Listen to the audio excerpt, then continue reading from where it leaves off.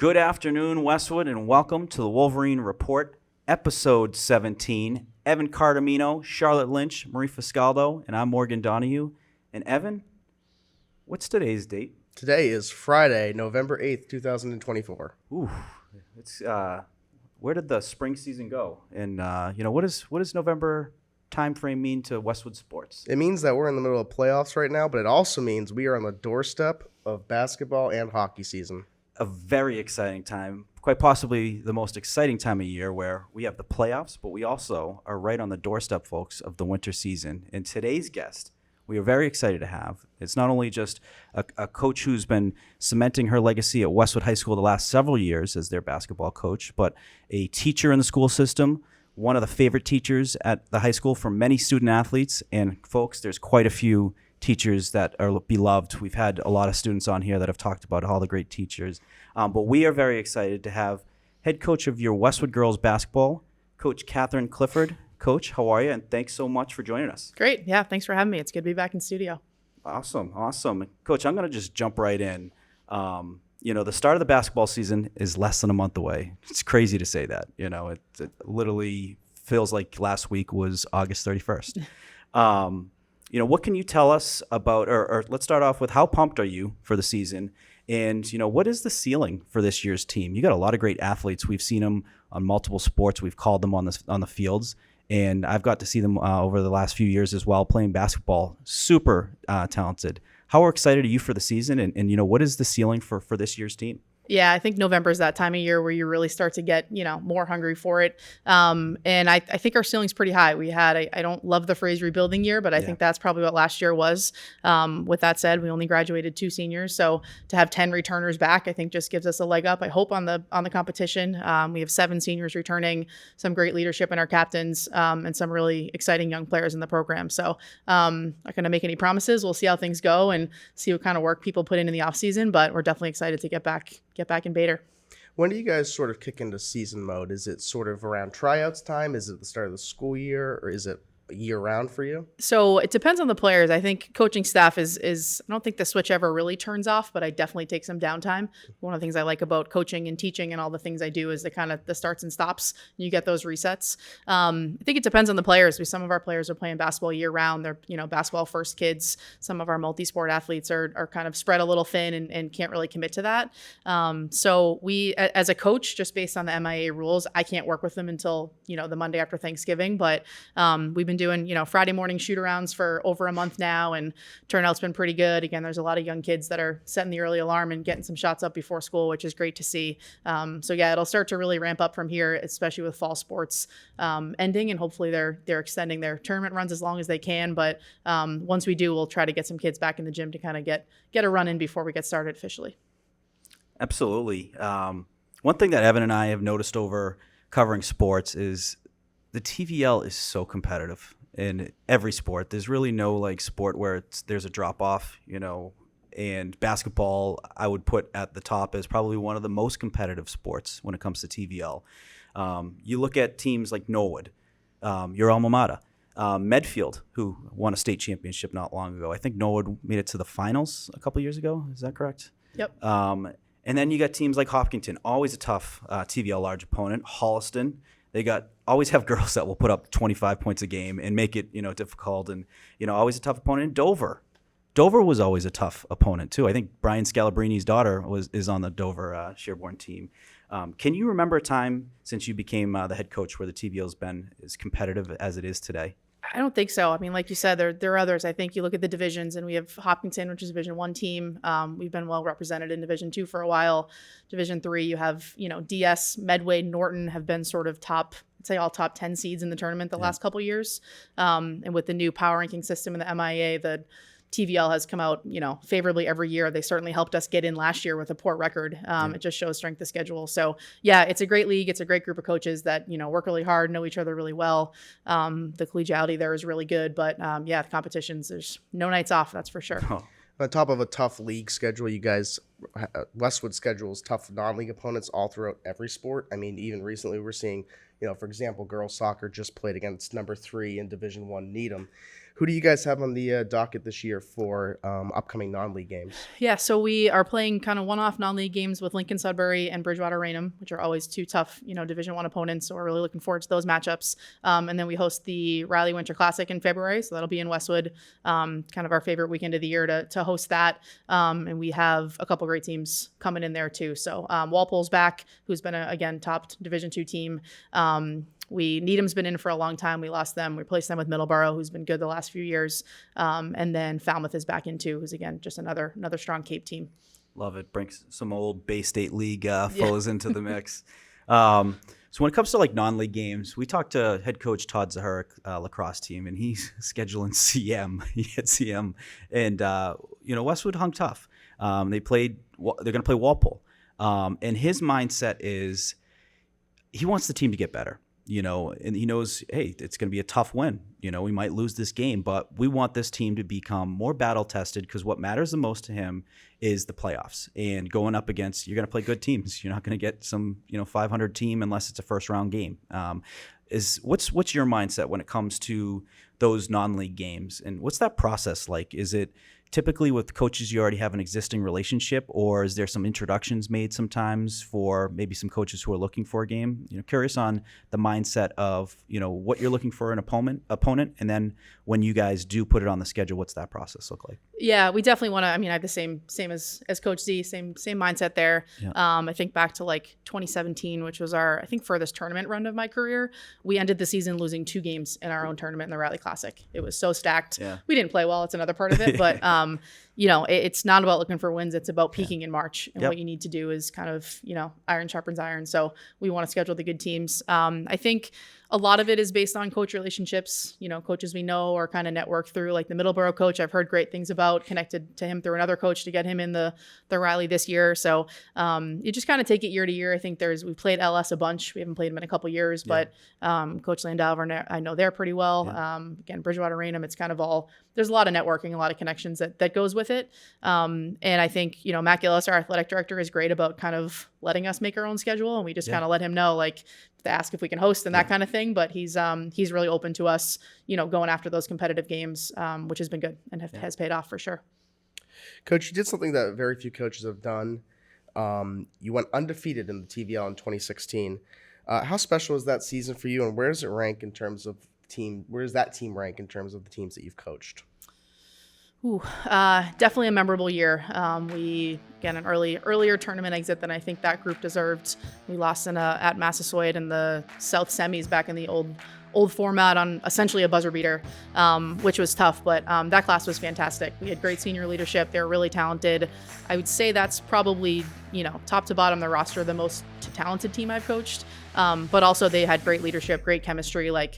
Talent only takes you so far. That team kind of had the whole package, and we had a lot of fun. Yeah, we were able to run the table in the TVL, which, as you mentioned at the top, is hard to do. So we were really proud of that. But we kept, remained focused on that tournament run, and still had some fun along the way. But wish we had been able to go a little bit further. You mentioned leadership was a big part of that team. In your opinion, what are qualities that make a good leader? Yeah, so we had some kids on that team.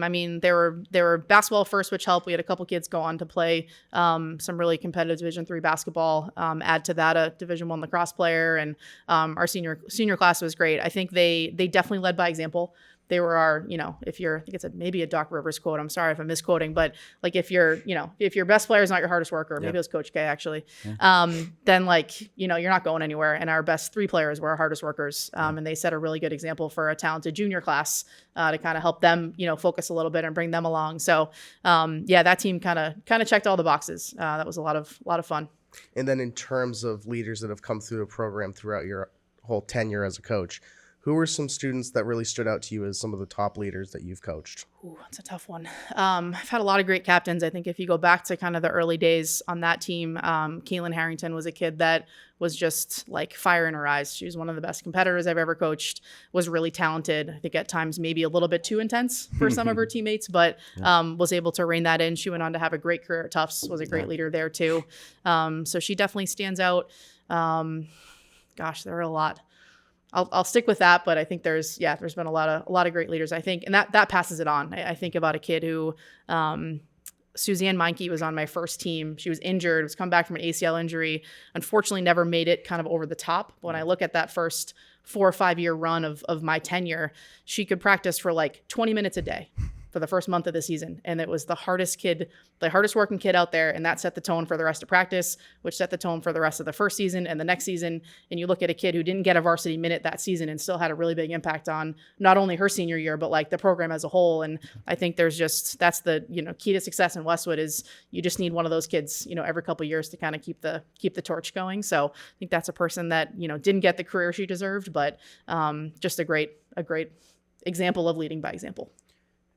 Especially kids that are getting ahead. You might be injured, you might be out for the year, you might be, who knows what the situation is, but the ones that are putting in effort when they have every reason not to, inspirational. Lindsay Hallian tears her ACL her freshman year at Harvard, and she's at every practice and she's walking around with a notebook asking players, where do they like the pass to be? Inside, outside. Meanwhile, she's got gardening gloves on her hands and she's working on feel with dribbling. And Kathy's looking at her like, what are you doing? But at the same time, she loved it, because this kid is so dedicated and they're setting an example. They might be laughed at, but, when people then take a second thought of it, they're like, this person wants it. Yeah. This person gets it. This person's a leader. They don't, and you know what? When you see people that don't care what people think about them when they're going to get the job done, that's a leader. Yep. That is someone who I want on my team. I got to give you sure. a shout out. 2016, what a remarkable accomplishment, going undefeated in the TVL, a very competitive and parity-driven league. To do that is remarkable. I would argue that the TVL more competitive when you went undefeated that year than any of the other teams that went undefeated in those TVL undefeated leagues. And there's a lot of them. It's a big banner, and it's simply remarkable. You mentioned you had a lot of great leaders, and they thought very highly of you too. I got a quote from maybe one of the best leaders, maybe one of the best athletes to come out of the last decade, certainly one of the best competitors, I think, to come through Westwood. And I would also say best athletes to come out ever. But, for anyone that doesn't know the last 10 years, definitely, in my opinion, the best athlete the last 10 years, Haley Connaughton. And she says, playing for Coach Cliff was an absolute pleasure. She wasn't just there to coach a group of high school girls how to play basketball. She was there to help shape us into respectable, strong young women, both on and off the court. Every lesson we learned went far beyond wins and losses. She made sure we understood right and wrong, whether it was about respecting referees or making good choices on the weekend. That 2016 team was something truly special, and it was Coach Clifford who brought us together. 13 or however many unique personalities on that team, and she managed to unite us into a family. It showed in how we played. She had a way of making us all feel special. She never let a day go by without telling me that I was a natural leader, even when I didn't see it. I will always be grateful for Coach Clifford and the influence she had on me.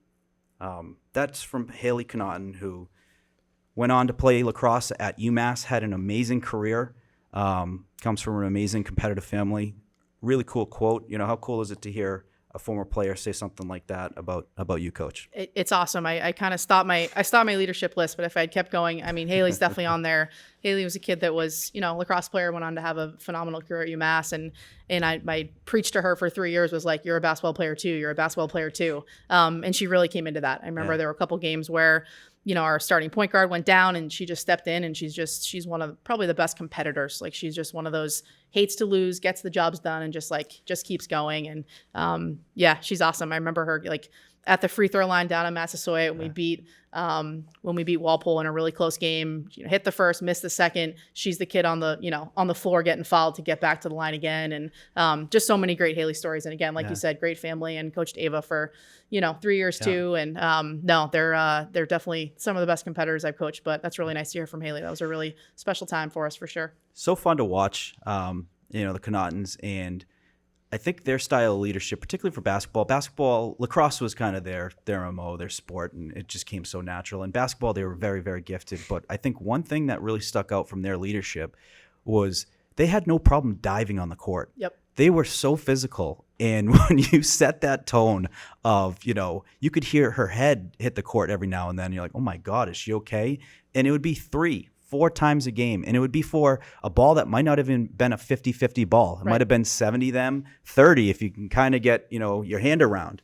Is that a style of leadership where, you have leaders that go out, get it done, putting buckets in, getting assists, getting to the free throw line. But what about the intangibles, these small things, work ethic, not quitting, getting their teammates fired up? How important is that style of leadership to be complementary to kind of those check boxes that are, pretty, or pretty more common than not, I would say? Yeah, I think it's that ability to flip the switch, right? Yes. When you can read on a kid's face that like they're not taking no for an answer, they're going to do whatever it takes. And those are the Connaughtons, right? Both complete goofballs. I love them to death. I'd say that I have said that to their face. And I, love them both. And then you put them on the court and it's just a different person. Yeah. And, you get that focus. You get that if they're on the bench, they're the first one up cheering for people. They're on the court, like you said, first one on the floor.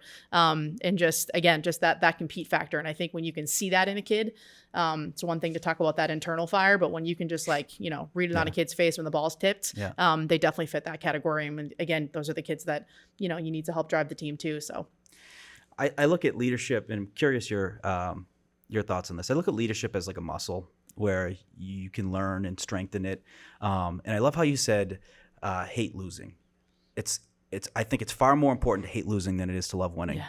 Hating losing, you get rid of complacency. When you love winning, you're gonna be asleep at the wheel sometimes, and a team comes in and wins you. And even worse if it's like the playoffs. But if you hate losing, you don't take any second for granted. It could be 3 seconds left, you're down 10. It doesn't matter. Crazy things can happen. Yep. What's your thought process on leadership itself? Is it something that these kids have that in their DNA coming into the high school? Or is it something that you think they develop, through adversity, maybe some tough losses? Or is it a combination of both? I think it's both. I think there are some people that just are sort of innate leaders, and that's who they are. Like they're the people that, they're going to be the organizers of a group. They're going to be someone that can take over a room, that kind of thing. I also think it's a skill that can be built. And I think my favorite part of Haley's quote is that, right? That it was just like that I helped her sort of refine that skill. I'll never forget getting a, text from her junior year of college being like, hey, I was just named an assistant captain and I just want to thank you, like that kind of thing. And that's the best part of coaching is the relationships, and especially when they extend, beyond your time coaching them. So again, I'll never forget that. But I do think you can build that. I think sometimes it's adversity. I think people get hurt, they come back, they're better leaders. They have a different, they were forced on the sideline, they had a different view, things like that. So what I like about leadership is it's multifaceted. I think there are a lot of different kids that can be different leaders in different ways. I look at my 3 captains coming up for this season, and they're all different. And I think they're going to work in concert pretty well, and we'll have a good leadership team, but there's a lot of different ways. But I think it's both. I think some people kind of are born with it and you can work it. And I think some other people need it to be developed, but it's definitely something that, you can definitely raise that bar for them. And I think you have a pivotal part in that process too, is, something that she says is sometimes these kids don't know they have that in them, those leadership qualities. And sometimes it gets revealed, but there's situations, or sometimes it's someone that believes in them when they don't believe in them, So it's clearly you've had a great impact on these kids, being part of that development too. We've talked about with a number of different coaches, this is a very important time in these kids' lives. A lot of them, they're kind of figuring out their confidence. They're trying to figure out their way. They're also balancing a pretty, important part of their life when it comes to school and grades and figuring out what are they going to do the next 4 years. You've done an amazing job with understanding your players. You've really been on the forefront of like mental health and, making sure you're checking in on your kids, but also like, an awareness level of making sure the kids are aware of, how to just get ahead, how to, look out for each other and how to, bring, feel their best. Has that been something that's, is that something newer for you, introducing the teams, or is that something that you've had, since the beginning days of your coaching, of making sure that everyone's physically healthy, on the court, but also mentally in a good place, while they're dealing with a lot of these stressful things in life at a stressful age? Yeah, absolutely. I think the program, since I started, the program motto has been, people first, players second. Yeah.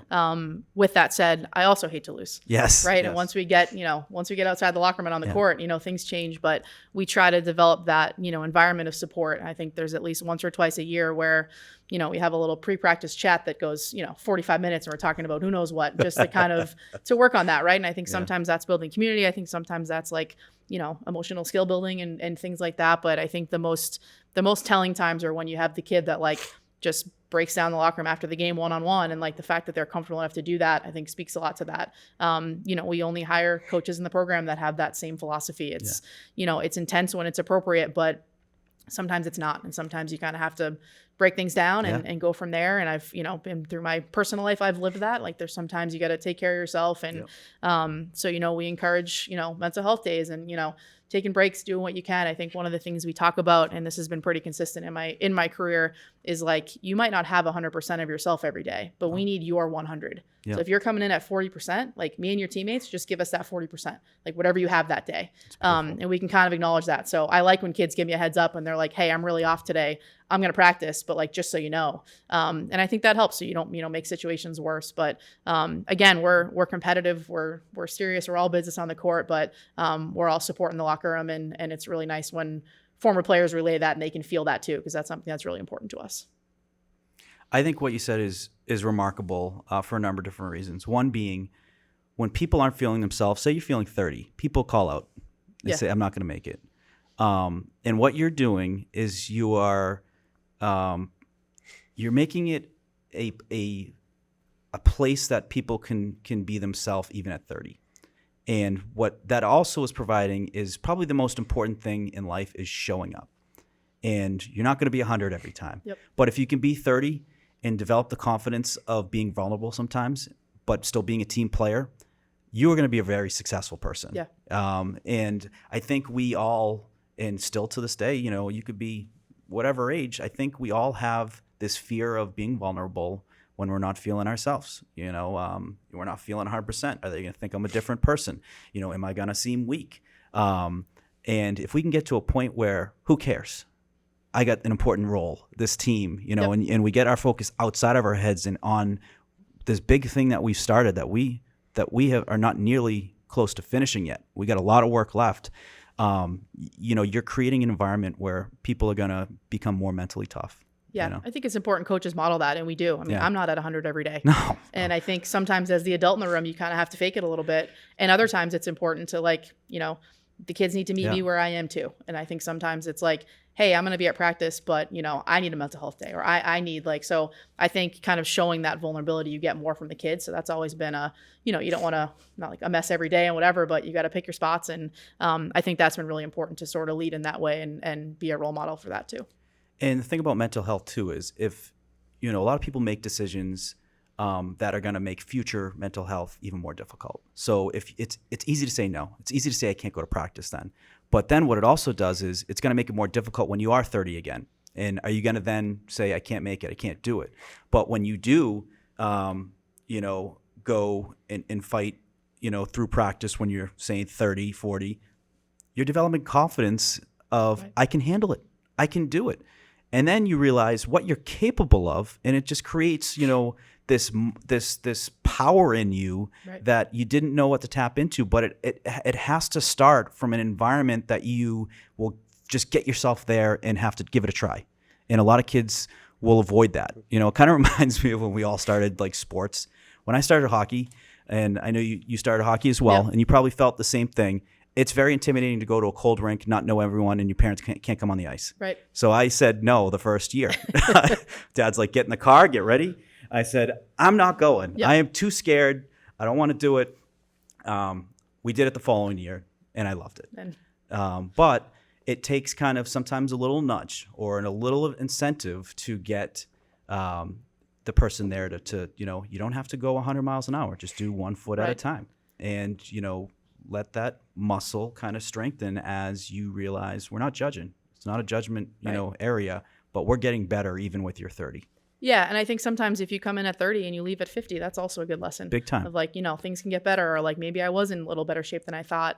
And I think, early in my career, early in life, but early in my, basketball career, there's been some situations where, I've stuck with something that wasn't an ideal situation. Yeah. And that kind of paid off. So I think that's something that we try to emphasize for kids too, is just that, like, again, like you said, just sort of that rinse repeat of like, just keep showing up. And good things usually come of that. It's good. It's a good use case. Sorry, Evan. Just going to end the topic real quick on this one, but it's a good use case where might go down 10 quickly in the playoffs. I'm going to feel like 30. Yep. So you know what? A couple baskets, and I'm going to get up to 70 real quick. But go ahead, Evan. I was going to ask one more thing. We talked with Lindsay Hallian about the fear of failure and how a lot of athletes, when they get on that stage, they can feel paralyzed by that fear of failure. And they're, I believe we talked about some athletes Lindsay had seen throughout her years. Mm-hmm. How do you help build up a student who might have that fear of failure if they have gone out on the court and failed, or in any situation, and help kind of build their confidence back as a coach? Yeah, I think it starts in practice. I think, and one of the things is you need to name failure in practice. If you wait till the games, it's sort of too late. So I think in trying to build that, I think that helps. I think in building team chemistry so that, innately kids are doing that for each other, because I'm not on the court. So as much as I have 5 timeouts a game and the quarter breaks and I can grab a kid during a free throw, but there's way more interacting with players happening out there. And it's about empowering the leadership and everyone on your team, regardless of their age, their role, how many minutes they play a night, and all of that, to kind of help each other up. So I think there's 2 things. That's the individual work, from the coaching staff to the players, but to help the players kind of do that organically, I think is the biggest thing, because they're the ones that are, in the trenches together. We're just kind of watching from the sidelines. And want to kind of shift the gears to kind of the teaching side of things. So you're a math teacher at the high school, and full-time coach too. And we talk with the students. How do you balance the routine of being a student athlete and being a full-time student? And a lot of the answers are routine. How do you do it on the teacher side? It's an interesting perspective. You're the first one we've had, that's balanced both. Do you have a routine that you go through? And kind of what's your process of making sure that you're getting ahead on, the different requirements, that you have and tests and whatnot, and scheduling and planning, but also planning for the Norwoods, the Medfields, and, the Hopkingtons? Yeah, I think it's prioritization. I think, obviously my teaching job is bigger and more important than basketball. And during the winter, basketball is really important to me. So you can't let that responsibility slide in any way. Yeah. And there are times where, the practice before the Norwood game is that day. Like, maybe there's a free block that you're watching film and not grading tests, right? But I think then you have to make up for that. So it's just about the give and take, and the winter's busy. It's exhausting, and it's the basketball hours are, I would never try to do a dollars per hour experiment. It wouldn't go very well. But when you think about that, because it's 2 hours of practice, but you get there early, you have a kid that's upset after practice, or in the training room with with Paul Lilla and that kind of thing. I mean, practices are probably more like a 3-hour endeavor, and then just trying to take care of your personal life and work and all that. It's a lot, and you need to find the time to some days, if we have practice at 6:30 at night, I'm at my desk from 3 to 6:30 just catching up on schoolwork, and you have to just pay those dues and do that. Sometimes it's like in school on a Saturday morning and then head to practice. So you find the time. I think it's the passion that drives you. I think I've always envisioned that, like, teach out of high school, coach basketball there, and the fact that that's paid off, I think kind of keeps you going too, that this has always been the vision, and it's been really cool to be able to live that out. When you're interviewing for your teaching job here at Westwood, what really sold you about this job? So I grew up in Norwood, which is right next door. It was not a surprise to me that Westwood was a special community. I had some friends there, and get into some more connections about, the basketball program and Coach Riley and all of that. So I knew it was a great school. I was, excited to be local, that kind of thing. Knew it was a great town, great school system. Once I was hired as a teacher, the freshman basketball position opened, and I emailed, it was Carl Fogel at the time, the athletic director, and was like, hey, this has been posted for a while. Is this still open? I just got hired. And I know we love, coaches that teach in the same building. Yeah. That's been a great dynamic too. So I interviewed with, Brienne Bagnano, now Mohegan, who was the head coach, and got on the staff. And so for those two things to happen kind of hand in hand were awesome. But I wasn't a stranger to Westwood and the tradition and how great of a community it was. And it's lived up to the hype so far. So I'm going to have a quick story, and then it's going to be a 2-part question. So okay. Just going to preface ahead of time. So two guys I know who are going to really love this episode. they're looking down. You know, two good friends, Bob Clifford, Bob Donahue, your dad, my uncle. They were best of friends. They grew up in Norwood together. They played hockey together at Norwood High School, class of 1965. Amazing team. Played for Don Wheeler. Don Wheeler just recently passed away. Amazing coach. Played with Richie Hebner. Richie is the uncle to Michelle Hebner McCord. Some great players on that team. Billy Crowley, Paul Angelo. I could talk all day. I love Norwood. Blaine Moss. And they also played at Brown together, and they have some amazing memories there. And they stayed the best of friends. And I mention this story because I used to run into your dad probably 3-4 times a year, and it'd be at the same events. You know, the Friends of St. Nick's, a tremendous, an amazing event. They raise money for cancer research in Norwood. It's done right around Christmas time, and they have they honor someone, Mr. Norwood. One of the years it was Jack Tolman, Norwood Community Media. Shout out Jack Tolman. And I specifically was talking to your dad one time, and you had probably been at Westwood for like a year or two, and he was so proud of you. He was so proud of you because you come from a family of teachers and a family of, you know, that taught in Norwood. So it's a common name in Norwood. You probably could have worked in Norwood and, you know, enjoyed yourself, you know, teaching and coaching at your alma mater, you know, and continuing the Clifford name. But you chose to go to Westwood, and he absolutely loved that because you created your own path. It was a big time challenge. You also coach basketball when you're replacing, you know, the likes of a Coach Riley, a Coach Kathy Delaney Smith. A lot of people would run away from that. You know, that's a big legacy and it's a big shadow that any coach would, you know, probably, you know, be intimidated by. You were not.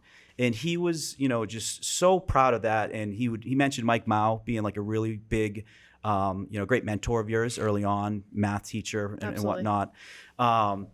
And he was so proud, and it was cool to just see that from his, you know, hear him say that.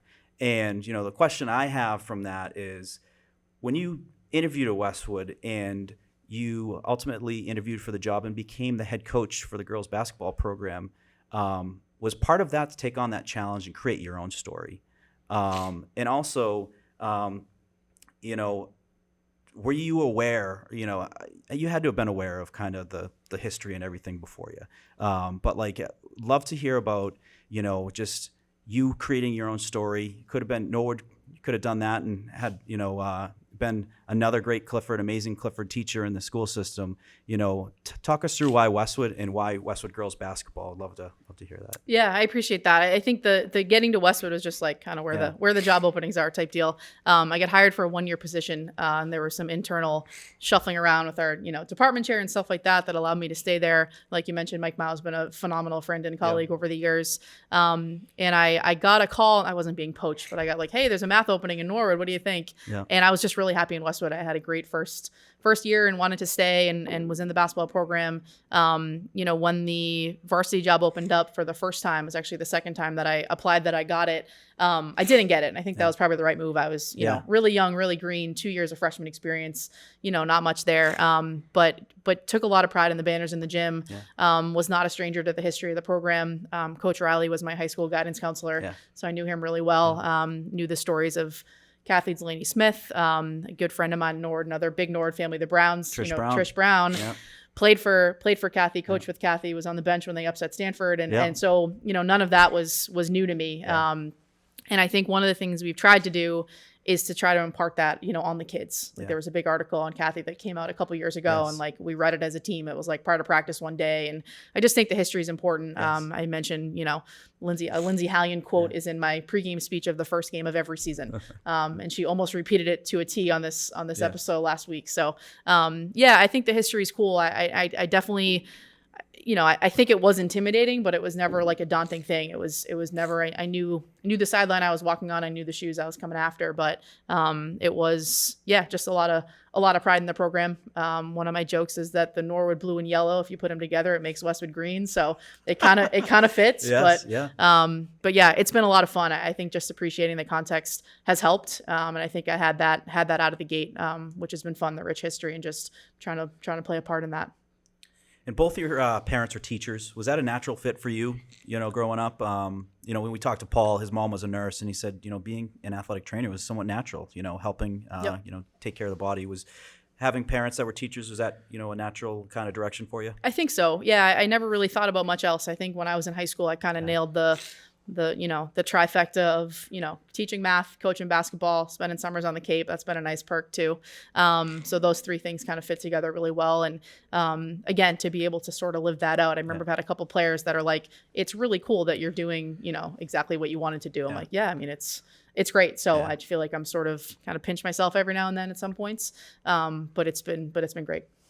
I hear you're one of the best people during the Falmouth Road Race, cooling down hot runners. You got the water set up and you're cheering on. Spectator. Yeah. The running days are over, so I take a lot of pride in cheering. No, I hear a lot of great stories. My niece is running. They say saw Coach Cliff got a quick shower on the run, rejuvenated, finished strong. Real sweaty hug from Lil this year, but I loved it. How special is Norwood, and what's it like playing your alma mater? Is it different now that you've gotten years under your belt, or is it the same where you feel like you're going back for a senior year game? Yeah, there's a couple things. I think first of all, Norwood's very special. Yeah. It's special to me. It was a great place to grow up. I still live there. Yeah. And again, I have two. Both my parents grew up in Norwood. They talk about the Guinness Book of World Records. I don't think that's a real stat, but there's some truth to it. There's a heavy townie population for sure. Yeah. But I think Norwood wasn't part of the TVL for a while. So we had a couple non-league games. Norwood came over to the Riley Classic for a few years. So I playing against them. And even though the school was rebuilt, the first time I coached at Norwood had a little added meaning. Yeah. And we've been able to do some really great things. The Norwood Girls Basketball Alumni Network is really strong. Does a ton of work. We've unfortunately had some pretty tough losses in the last few years with one of our Giles Parker, who is, Billy Riley's best buddy and longtime coach, and won over 400 games. He was my coach for 4 years in high school. He passed away, and the alumni is so great to, set up these kind of memoriam nights on nights where Westwood's in Norwood, so I can be a part of it and then kind of be part of that at halftime. We have a new tradition in Norwood where we have the, Crosstown Classic, where we honor Andrea Dixon Lavery, who passed away from cancer in just tragic situation. But the Dixons are a huge Norwood family, huge Norwood basketball family. Chris Dixon, Providence. Yeah. And then, Kevin McDonald, who went to Westwood, right, and then raised his girls. They were Norwood basketball players, and there's just a connection there. So that's a really special night. It's emotional. It's tough, but it's fun. It's fun to be back, and I still love Norwood. I'm rooting for Westwood in those matchups, not just girls basketball, but across all of our sports. But it's special to still be close by and still kind of be connected to it. I think you bring a lot of the great Norwood qualities to your coaching, and here's why. Westwood has kind of been a private town for many years, and I think it's starting to become more open. I think Tom Lydon does a great job of Westwood Living in bringing our commonalities to a publication where we can all celebrate one thing together. Norwood, and I want to use this example, Matt Brown gets injured in a hockey game and gets paralyzed, and the town of Norwood came together and they raised so much money for him for treatment. And not only just treatment, but for top treatment, being able to fly down to Atlanta to see the top specialists there, and the continued treatment. And now he's raising money through running marathons and whatnot. And it's such a loving town. They look after each other. It is one big family, like you said. It's probably the highest per capita when it comes to marriages, people marrying their own. My uncle married Terry Smith. It's the rumor, but I could definitely confirm it. I got family members that are Norwood on Norwood marriages. But they are some of the nicest, warmest people. And we have this in Westwood, but people, I think, still like their privacy. But Norwood, they open up. They give you hugs. And I think you've brought that to your coaching and your relationships with your players, where I go to a game, 2 years ago to see my niece, and then who's sitting in the stands but Hattie Noble and Caitlin Fleming. They're, alumni. Yep. So you get kids that continue to come back. Would you agree that, you've brought in kind of that culture to your program where everyone, is like a family together? Yeah, I think I experienced that. I mean, as a young guy, lost my mother in high school. And I think when you talk about the Norwood community, wrapping its arms around us like that, I lived that. Yeah. So to be able to, I always talk about, my career as a teacher and a coach is just an exercise in paying it forward. Yeah. And thanking. So to be able to bring that over to Westwood, I think is really special. So yeah, I appreciate you saying that. Absolutely. You mentioned a coach you had who was very impactful, and every good coach had a great coach. And every good coach still has coaches they kind of communicate with, with just, could be X's and O's. Could be just kind of someone to have an ear, have each other's ear, Yep. talking about the ups and downs of the season.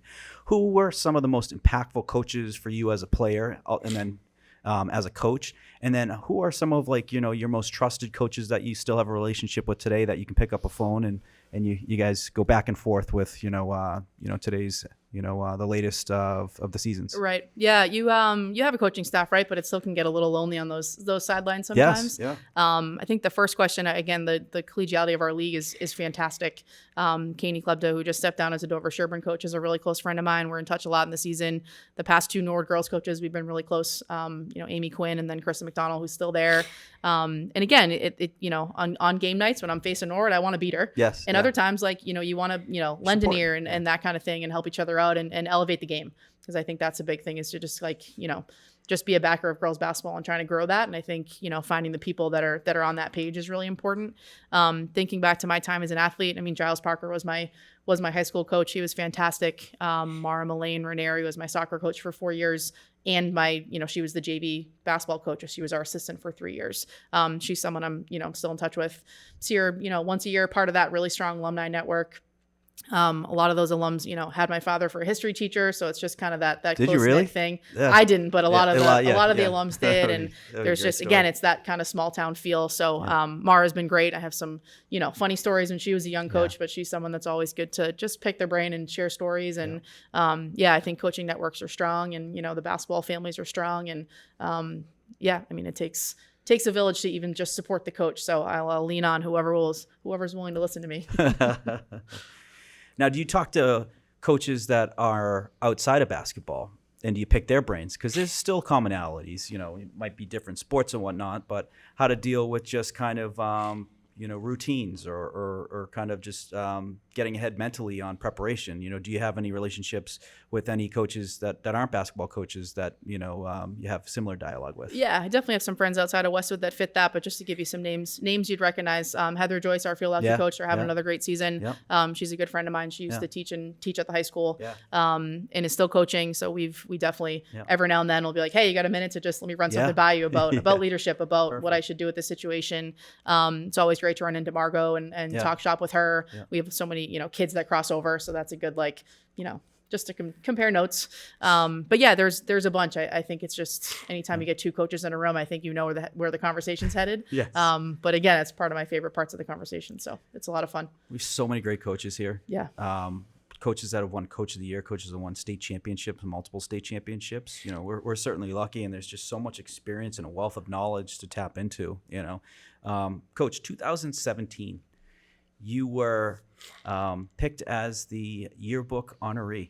How special was that?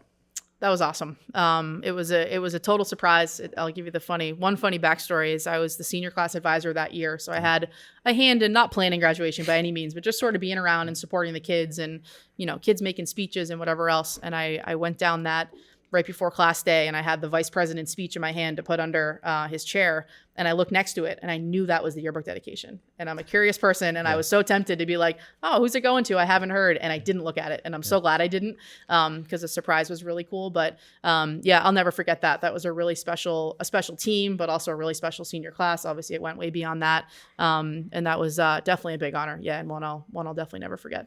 When I think of the honorees, most of them kind of were, at the later stage of their careers. So you might have broken the record. You might have broken. That's an amazing accomplishment. There's no bigger sign of respect as a person, I feel like, and teacher. You have to be good at both, I think, to get that honor and to get it, as young as you were and still are.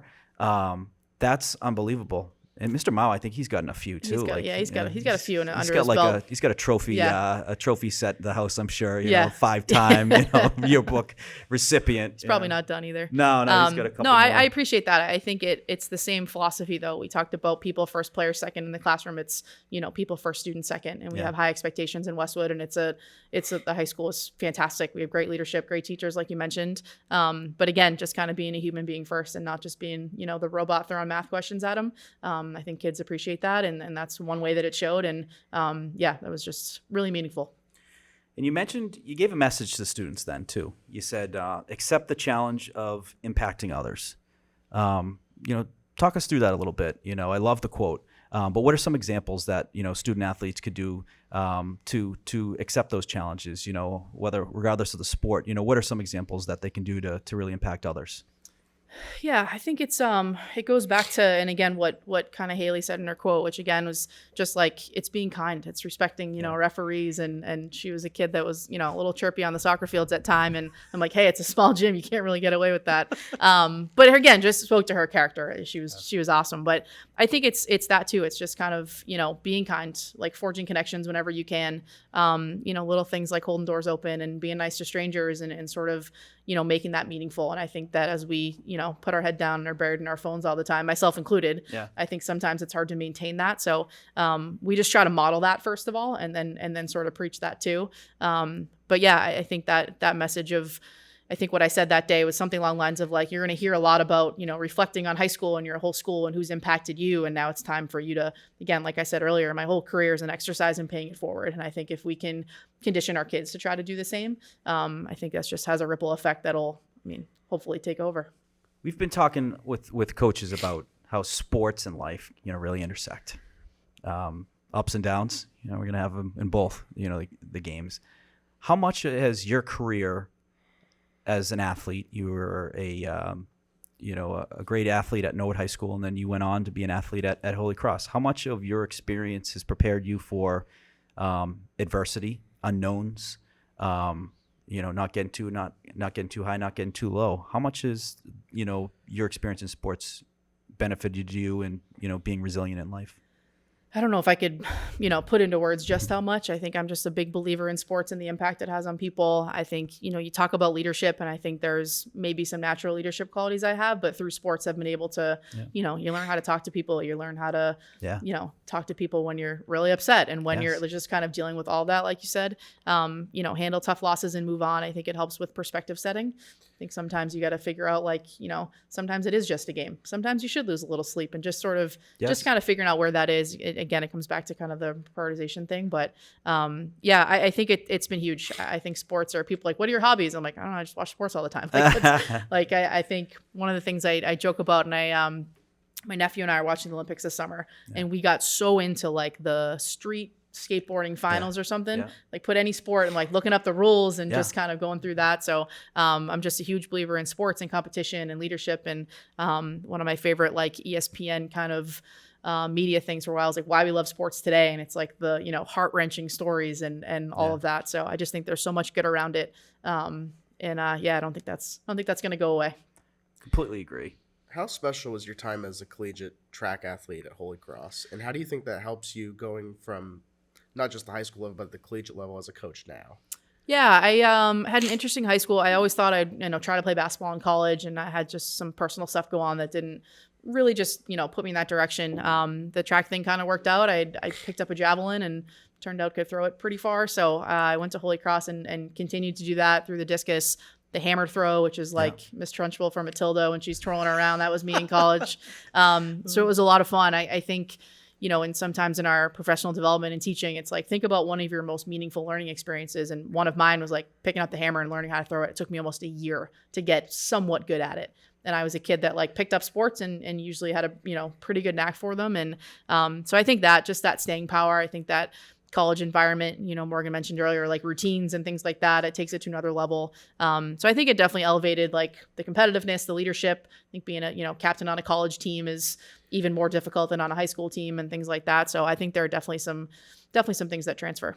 Then in terms of routine, you mentioned routine's so important. So what does the pregame routine look like for you on game day?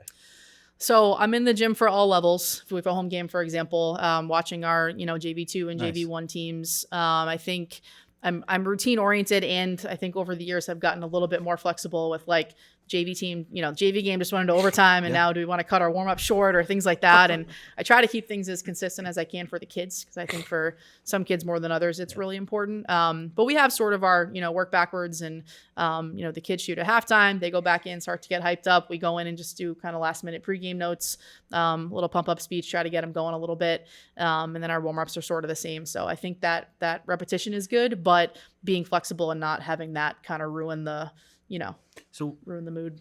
So what's like your personal routine now? So school ends today. What time school end these days? 2:55. So 2:55. Bells ringing. Mr. Bellman's on the the radio saying be safe. Have a great night. Blah blah blah. Yeah.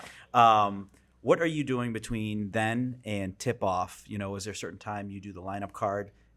Food. Are you superstitious? Do you eat the same food? What's kind of that process like, going into tip-off? I definitely have some superstitions, probably not to that level. Yeah. But again, I think if a freshman game or JV2 tips off at 3:45 or 4, it's not a ton of time.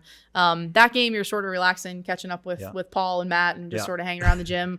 The girls start trickling in, you check in with the girls who are heading to Paul for some treatment or maybe something pregame. Yeah. I think once the JV game happens there's a couple times where I'm like, I haven't done the book yet. Yeah. One of my favorite parts is during the JV game, you're typically talking to the opposing coach. Yeah. And again, I think the coaches in our league are just fantastic. So it's fun to catch up even with the person that, you want to beat that night. Yeah. I've had some really good friendships with that. So that's kind of usually the first half of the JV game, you're doing that, keeping an eye on the kids, making sure everyone's here and ready and that sort of thing. And then, it gets into like thinking about what the pregame message is, kind of what the team needs that night, rethinking last minute stuff with matchups and confirming, the other team starters, things like that. There's sort of a lot going on, but, just a lot of little boxes to check. I think the more you do it, it's become a little bit second nature. Yeah. Like once or twice a year, I realize I forgot something, but it usually all works out. It's funny when you mentioned the pregame chatter with the coaches. Mike Welby was my hockey coach in high school, and he used to come in the locker room after, and he'd say, talking to the other coach before the game, and again, this guy's telling me way too much information. Said he's got one kid suspended. He's 3D. He's got 3 JV guys up. Yep. The goalie, is playing his first game of the season, 10 games in. And he would literally, he'd go, again, this coach is telling me that, they lost by 5 goals and it's, the team can't stop thinking about it. And it was like the funniest thing. Like, do you ever get coaches that give too much information where you're like, this is actually kind of helping our game plan? A little bit. I'm sure I do that too, though. I think one of the funny things is like, you'll be standing and talking to a coach, team starts to shoot at halftime, and you're like, that kid still has, their street sneakers on. They're not playing tonight. The kid's been injured and kind of the scouting and stuff. So you don't want to reveal too many cards. Yeah. But again, I think our coaches around the league, are so well prepared. We do a film share. I mean, there's not a lot of secrets. If you've had a kid that's been out more than a game, we already know about it. So I think the preparation level and we push each other to get better. So I think that drives the competition in the league. Mm-hmm. But again, I think there's pretty good relationships throughout. So that's one of my favorite parts of game day too. And obviously a great leader for these girls the last several years. You set a great example, and then they've set a great example by being awarded sportsmanship in the TVL. And it's happened numerous times. How many times have they been awarded that, and how proud are you of those teams that have set a great example? Yeah, so I think we're 8 out of 11, which is pretty extraordinary. Yeah. I think the number's a little bit staggering to me. It's something we preach a lot is sportsmanship. I think it's it's not worth it to yell at the refs and start chirping with players, and all it does is distract you. 1, it's not kind. 2, like it distracts us from what we're trying to do as a team and in that game. And it's really nice that the coaches in the league and maybe some players in the league. I mean, before our end of season meeting, I always ask my team, who do you want me to vote for sportsmanship? And I take, their opinions into account too, of like, this team was a little chippy, like this, these girls aren't whatever. And so the fact that our reputation is so ingrained in that, the expectation is that we're top 3 every year. We want to be in the conversation.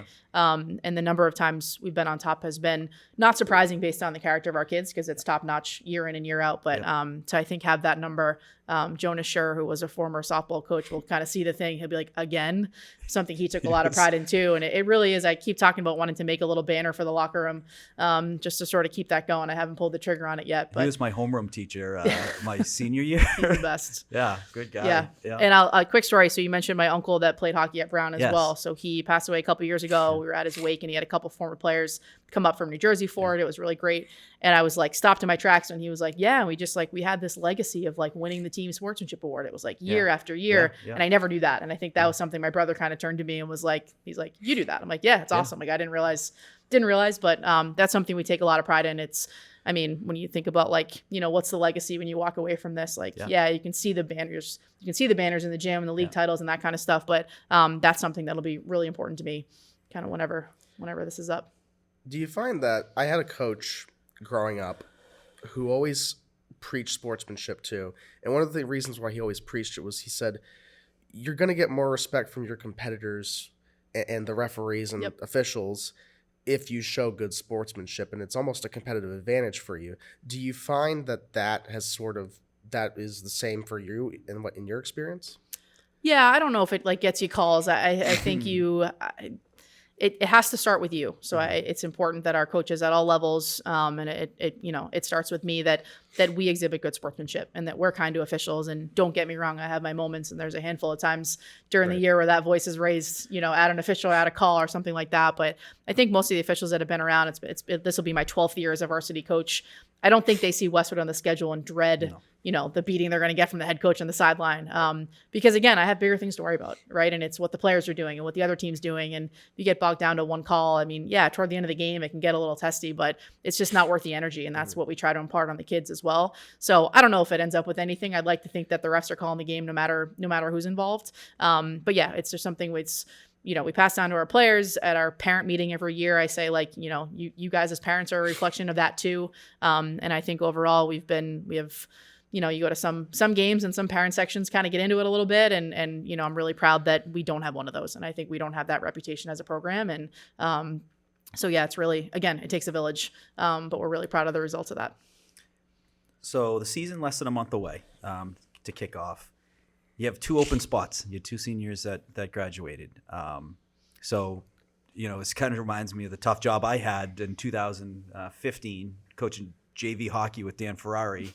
They have 2 spots as seniors for the varsity program, and they had 60 kids trying out for JV for like 20 spots. And you got to make 40 cuts. And I'm like, this is not the fun part of the job. No. But my question is more so for those 2 spots. And you got a lot of probably hungry freshmen, sophomores that want to really make an impact come the first day of tryouts. What are the things that you want to see as a coach that they're going to get on your radar that would make you want to get a second look, get them into a scrimmage, and then really see if they can fit that role of the 2 spots that you're looking for? Are there certain attributes? And if they are, what are those attributes that are going to get your attention and certainly give them a good opportunity?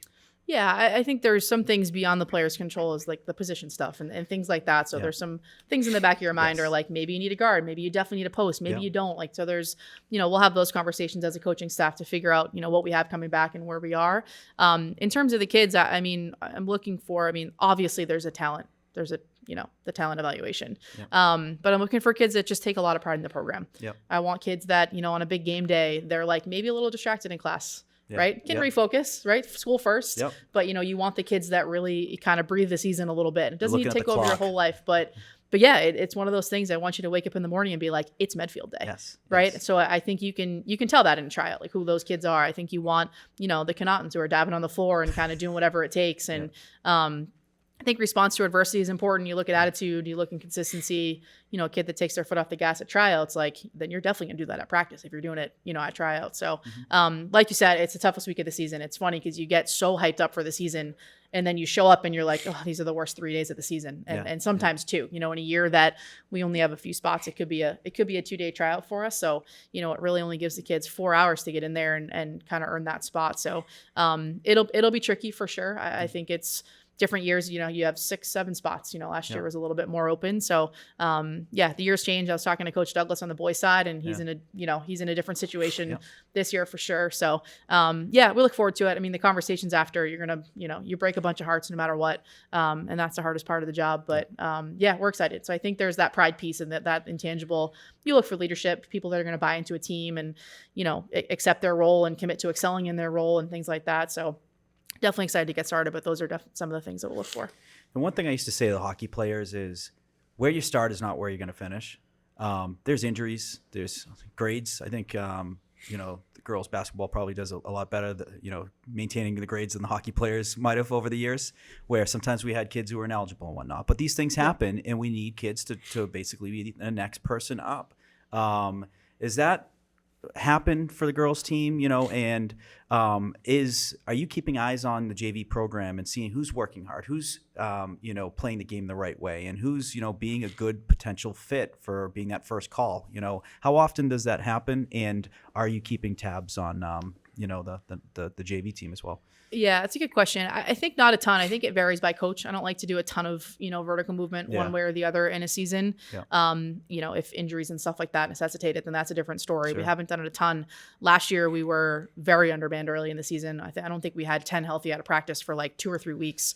Yeah. And in our first game, it's like, you never know about foul trouble. You never know about all those things. Yeah. So we had 2 JV players like just sit on the bench for the game, just in case. Yeah. So there's a little bit of that. And you're certainly, those kids those top players on JV that maybe just missed that varsity cut.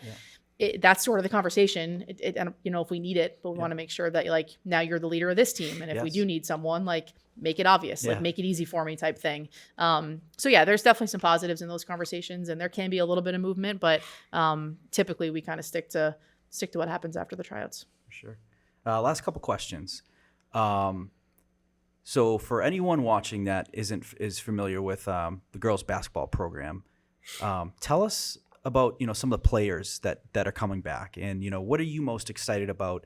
Whether it's games or whether it's players that are going to take their game to another gear, coming off of a really successful season last year. What are some of the things that we should know about, and also what we should be excited about going into the season? Yeah, I'll start with our captains. Caroline Nozzolillo is a 4-year varsity player for us. She's a 2-year captain. Again, phenomenal lacrosse player, but one of those you're a basketball player too. Yes. She's really come into her own. She's just a freak athlete with a high IQ. And I think her skills are rounding out over the years. And our tournament game last year, which we lost, was she took over. Yeah. She looked like a dominant basketball player. So I'm hoping she can kind of carry that momentum. And her leadership is great, right? Yeah. She's positive attitude. She's lead by example. All of those things. Charlotte Hurley is another 4-year player for us and 2-year captain who missed all of last season with an ACL tear. She had an extended recovery, which was too bad. It kind of took her a while to get over the hump and get back, but she's cleared. So we're definitely excited to get her back out there.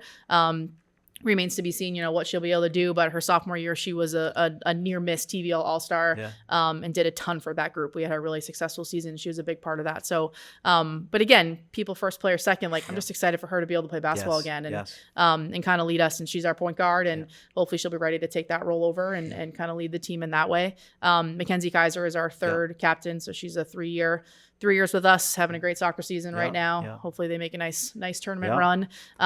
But she's, probably our best, basketball player coming back from last year, had a great season for us, and just does a little bit of everything. She's tall, but she can handle the ball a little bit, plays really good defense, leading rebounder. There's just a lot of stuff there. So I think it starts with captains leadership wise, but for us, I think on the court, it'll also start with that. Yeah. And there's, some other seniors that we're excited to have another year under their belt. We had a lot of first year varsity players. So it'll be interesting to see, even if they're not sophomores, sort of their sophomore varsity season, if you will. So we're excited for that. So it should be good. And again, we'll hopefully get some good young kids in those other spots, and we'll see what happens. Absolutely. We've seen all 3 of those, and one thing that all 3 of those they're not scared.